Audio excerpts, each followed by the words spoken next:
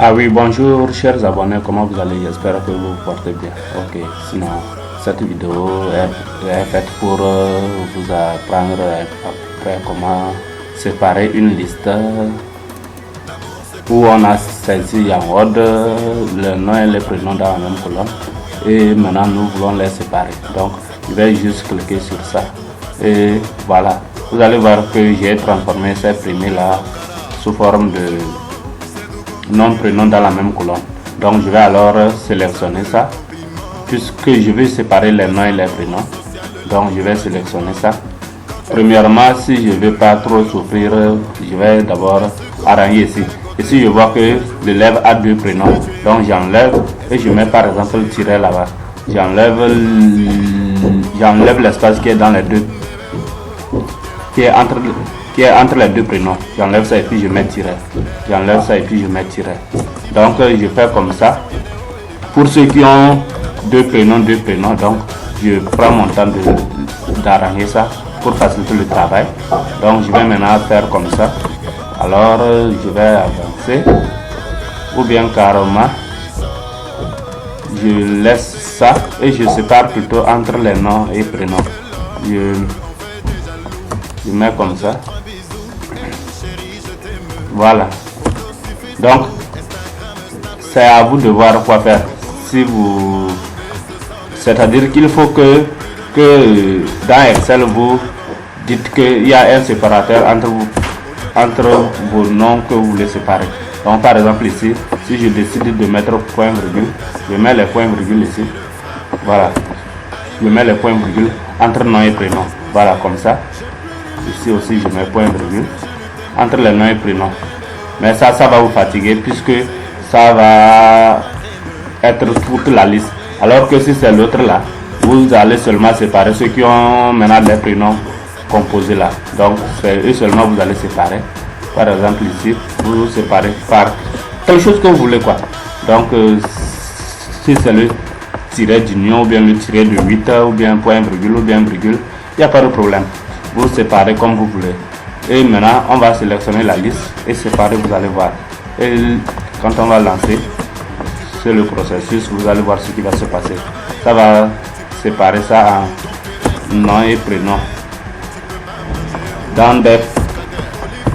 des colonnes différentes. Voilà, ici j'ai fini de séparer. Je vais alors faire quoi? Je vais sélectionner maintenant les noms comme ça. Je fais CTRL C pour copier et je viens dans Excel.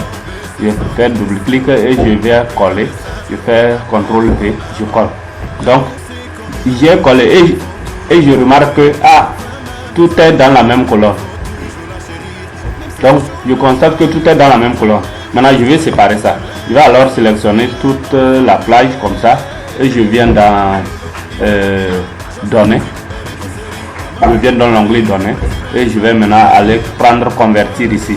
Donc je prends convertir. Après convertir, je vais alors ici je choisis celui-là. Je choisis délimiter et je tape suivant. Donc arrivé suivant, on va me demander avec quel type de truc on veut séparer. Donc ici moi je veux qu'on me sépare seulement qu'on me sépare nom et prénom. Donc c'est pour ça que j'ai transformé l'autre en tiret d'union. Donc pour dire que ici je vais choisir seulement quoi, si je vais taper sur espace. Donc espace. Pour que quoi, là où il y a espace, ça va alors scinder. Ici vous avez vu quand j'ai tapé sur espace, ça a séparé déjà les noms et les prénoms à part. Maintenant si au lieu de là, vous voyez, quand je n'ai rien coché, vous voyez ce qui s'est passé. Maintenant ici, ça c'est pour autre. Si par exemple je veux que ça sépare avec le tiret d'union, ici je mets tiret d'union. Et puis vous voyez, ça a laissé le nom et le premier prénom ensemble. Et ça a maintenant séparé le deuxième prénom. Donc mais c'est pas ce que je veux. Je vais séparer entre les espaces. Donc ici je prends espace. Et puis vous voyez. Donc c'est pour ça que j'ai transformé. Si je n'avais pas mis les tirets d'union entre les prénoms, ça veut dire qu'on allait obtenir ici 3 colonnes. Alors que c'est pas ce que nous voulons obtenir. Donc nous voulons que ça soit dans 2 colonnes. C'est-à-dire nom et prénom. Voilà. Maintenant je vais aller sur suivant. Je tape suivant. Et ici, on va demander Ici, tout ceci, je pense qu'il n'y a pas de problème. Maintenant, c'est ici, destination. Je vais sélectionner ça. Je ne veux pas que ça reste encore là-bas. Je sélectionne ça. Et je viens choisir par exemple une cellule ici que je peux balayer. Je veux que ça soit en 2 colonnes. Alors je peux balayer comme ça. Et je tape sur terminer. Donc dès que je tape sur terminer, vous allez voir qu'on va me séparer. Maintenant il est prénom. Voilà. Voilà. Ici c'est séparé ça. Vous voyez maintenant que nous sommes maintenant dans deux colonnes différentes. Voilà. Les noms et les prénoms sont maintenant dans 2 colonnes différentes. Donc vous allez revenir maintenant, vous allez revenir enlever vos tirets d'union et là vous obtenez une liste alors pour maintenant faire ce que vous voulez avec. Donc ici vous avez maintenant les noms et les prénoms séparés. Donc voilà à peu près comment vous pouvez procéder, sinon c'est simple. Ok, là à plus. Et c'est là vous allez maintenant copier et coller dans votre base logicielle pour que ça puisse gérer facilement les données. Voilà. Et autre chose, je disais, par exemple, si je vais copier les sexes ici, si je copie les sexes par exemple, je viens, je colle. Si je copie les sexes comme ça, et je vais aussi dans Excel, CTRL-C, je vais dans Excel, je colle ça par exemple ici. Je colle ça ici par exemple, voilà. Et si vous allez voir que, voilà, quand j'ai double-cliqué, on me dit qu'il y a espace ici. Donc, je dois m'assurer à ce qu'il n'y a pas d'espace. Sinon les statistiques vont rater. Donc ici là, il doit enlever les espaces là. Il doit prendre le temps et enlever les espaces. Sinon, les statistiques vont rater. Donc ici, comme c'était R, je reviens maintenant, je mets R ici. Ici, je mets alors F. Là-bas, il n'y avait pas R. Ici aussi, il y avait R. Je mets R. Voilà. Et ici, même, au lieu de supprimer, même, je pouvais mettre en même temps sur ça comme ça. Et puis, je tape M. M majuscule. Je mets M.